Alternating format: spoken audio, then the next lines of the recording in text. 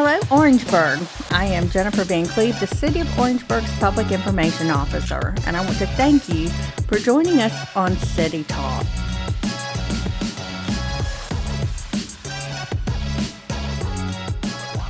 Hello, thank you for joining us today on City Talk. Today we have City Councilman Bernard Haire with us.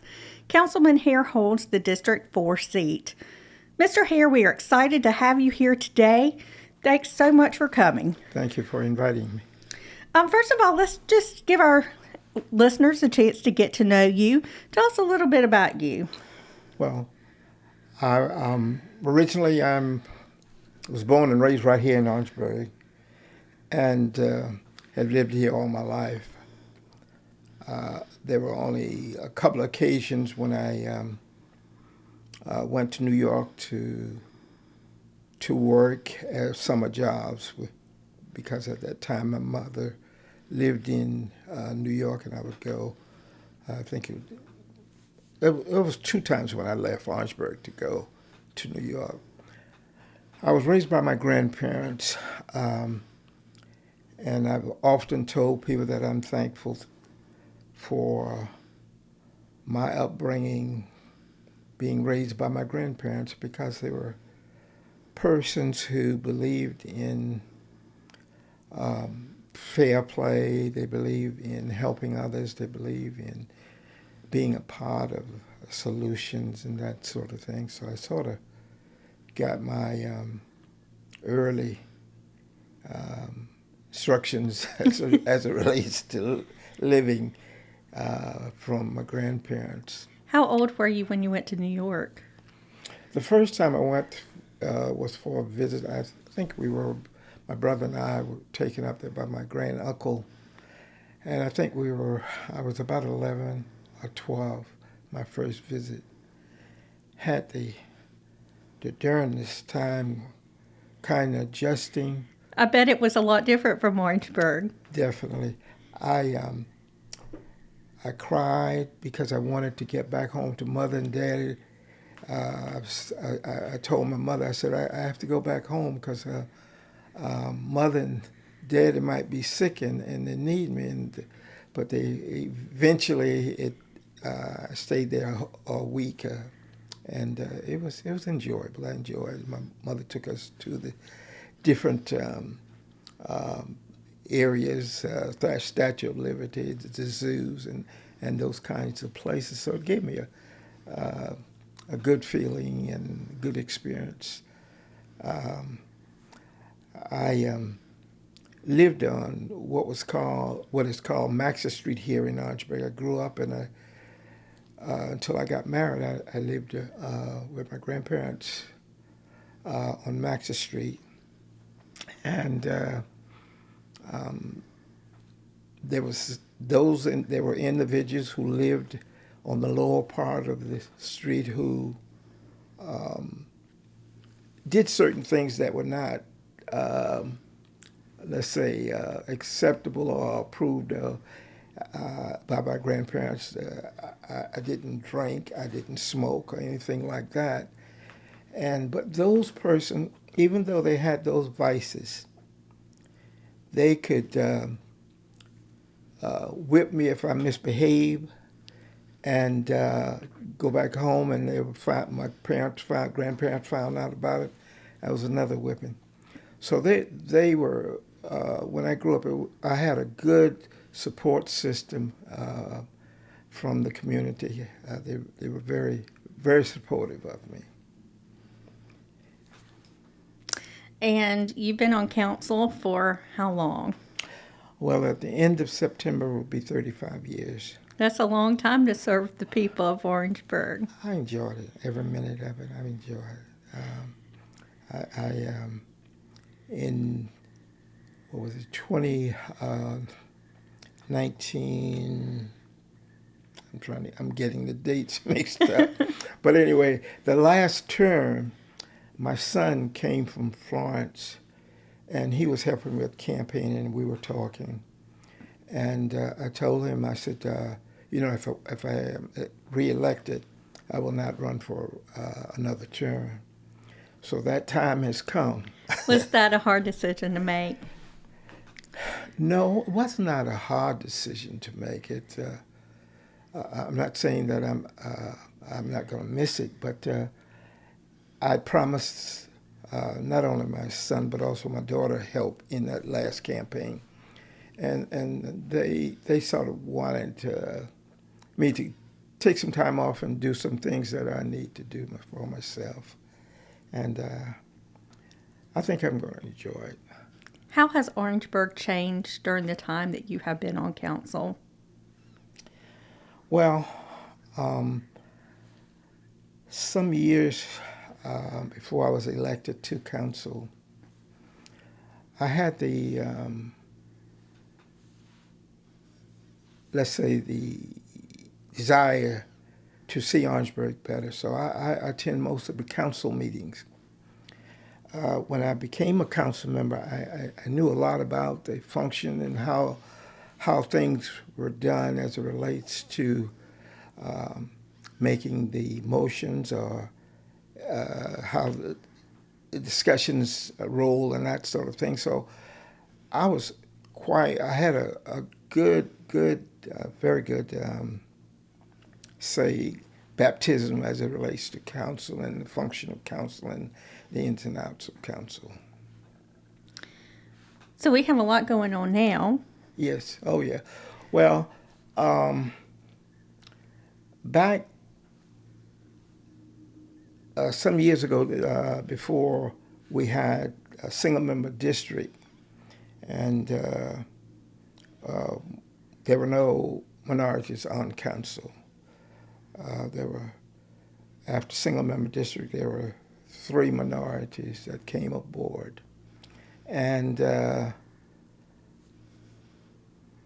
were individuals who welcome us on the council, and we seemed to work very good together. There were times when we had our differences, but having your differences, sometimes I won a discussion or won a motion or that sort of thing. But I enjoyed it every moment. I know when I first came on council, Mayor Pendapis was the mayor at that time, and shortly after I got on council, I think about a year or so after, Martin Cheatham became mayor, and Martin Cheatham and I became very close, and we worked very well together, as well as working well with Mayor Miller, Paul Miller. So I've had good relationships with the mayors, and I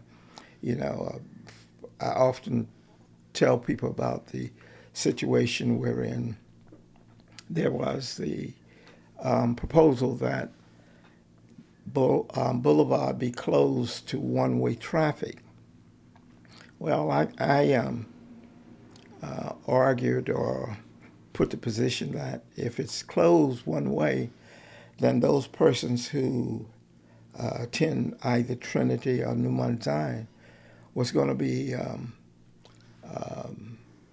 put at disadvantage in that they have to go around the block instead of coming out from the church and going down to Russell Street. They were going to have to go all the way around to go to their individual home, and we made that position known. And Martin and I went up to the highway department, and we sort of had discussion with them, and eventually they discontinued that proposal as it relates to having a no left turn off of Boulevard onto Russell. Martin was right there with me, and he fought for the elimination of that particular proposal.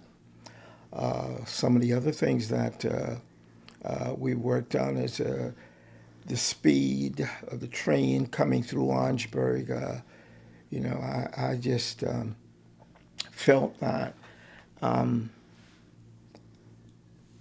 we were just lucky that we have not had a major accident wherein tank cars could have overturned and caused a disaster, because we had two main not avenues, but two main groups that was within a mile of any derailment that would have occurred with the train speed being what it was coming through the city. And those three things, main things, were would be four really. The university, South Carolina State University, Claflin College, the downtown area, and also the the residents who reside. If one of the derailment like we've seen would have occurred, it would have been devastating for those populations. And so we once again locked horn with Norfolk Southern, and we made a compromise wherein the speed was reduced, and they were allowed to make a couple of overpass, or not overpass, but a couple of the streets crossing the tracks. They were eliminated. One of Peasley Street going across, and one that was further out. But and they made some adjustments to the Glover Street crossing. So those were some of the things that we kind of compromised on, and we were able to get the speed of the train slowed down. It has been, I've always wanted for our city to be, to grow. And another one of my favorite things was was annexation. And it's oftentimes we've heard that when industries come to Orangeburg to look at the possibility of locating an industry here, they want to know what the population is, and what it was maybe 5-10 years ago, and what it is today, or the time when they were here with the proposal for new industries. So we were not growing. We were just stagnant. And one of my greatest disappointments as it relates to my time on council, we were not able to get any meaningful annexation here in Orangeburg. There are universities that have students who do not have anything to do. They don't have movies. They don't have good type of entertainment for students. A lot of students just come and they don't stay here. They leave after they've graduated, because there's just nothing to compete with Atlanta or Charlotte or that sort of thing. And so that has been one of my biggest disappointments, is not being able to see the city grow appreciably. I know we've had individuals from DPU who've been working on trying to get movie theaters, but we're told that the movie industry, you got to have a certain population before they will consider locating in your area, and we just did not meet their criteria as far as population is concerned. So that has been a thing that I'm saddened by, that we're not growing. What do you tell people who say there's nothing to do here? What do you say? What's your response to them? Well, if a young person, a college-age kid, it's true. There isn't much to do here in Orangeburg, and it's my understanding that we possibly are going to get something in the line of a movie theater with Claflin, and it's my understanding that the public will be able to attend, will be able to go to those movies. That's good.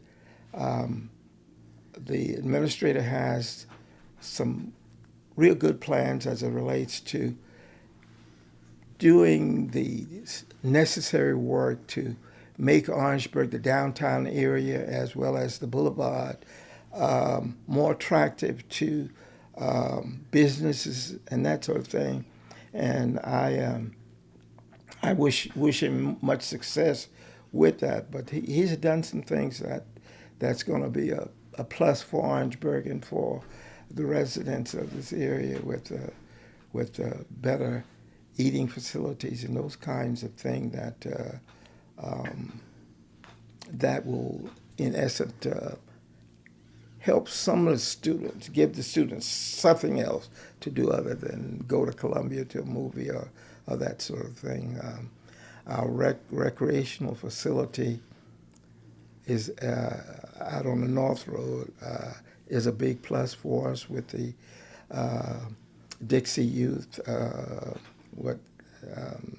League World Series, and that's going to be a big plus. I hope that with that particular venture, that we can see some positive results of showcasing Orangeburg, and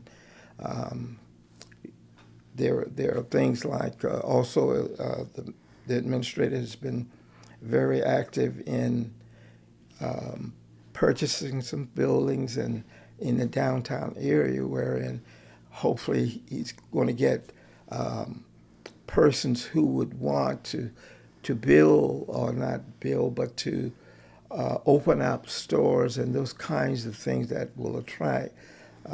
We just don't have the kinds of area, or we got the areas because we have a shopping center out off of 21, and but we just need to get some businesses that going to entice others to come to Orangeburg. You know, when I grew up, on Saturdays, Fridays, and Saturday, going downtown, you know, you had the streets were kind of busy, and you had different types of shopping. Right now, it's nearly a ghost town in many respects. But I have faith in the administrator that if he's allowed to do what he proposes as it relates to bringing in build different businesses downtown, it's going to be a tremendous help for Orangeburg. And Railroad Corner has been a discussion point for a long time, and that's something that's finally in progress as since you've been on council. How meaningful has that been to actually see that approved and see that it's actually in process? Would you repeat that, please? Yes. Railroad Corner has been a discussion for council for a long time. Right. And it's finally into fruition. Right. How meaningful is that to you as something that's occurred while you have been on council? Well, that I have to give the mayor credit for that. He has pushed very strongly for developing that area, and based on the proposals that I've seen, once that is completed, it's going to mean a tremendous improvement for Orangeburg. That's sort of the gateway to the downtown area, and right now, when individuals come to Orangeburg, it does not leave a good impression as to, you know, this is somewhere I would like to live, and with the proposals that are there now, it's going to really generate a lot of positive interest on people to be a part of the area, and I'm pleased with it, and certainly hope that everything will come to fruition. What is one of your proudest moments during your term on council? Let me think. um, I think there are a couple of proud moments that we've had, in that we're now going back to the let's say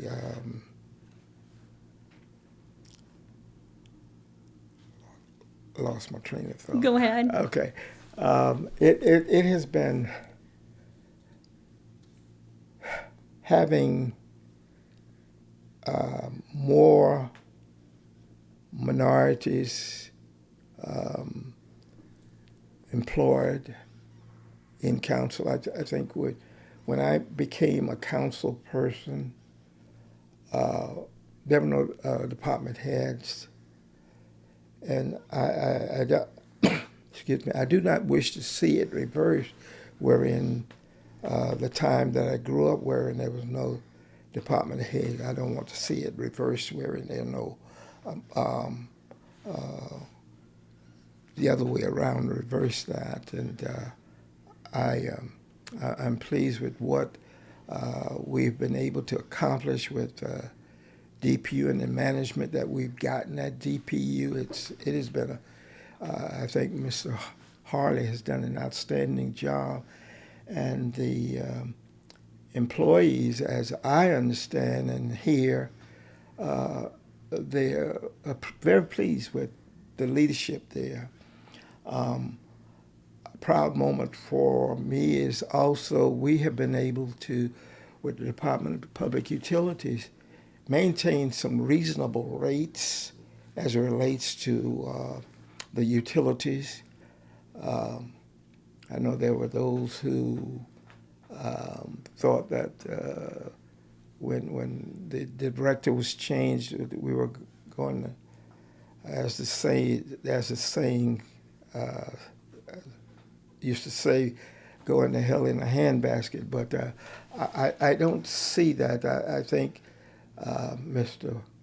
Harley has done an outstanding job, and I'm proud of what has been accomplished and what will be accomplished in the future, because they are plans. They got a good staff, and they are working every day to make Orangeburg, to keep Orangeburg number one as it relates to the utilities that we provide our citizens.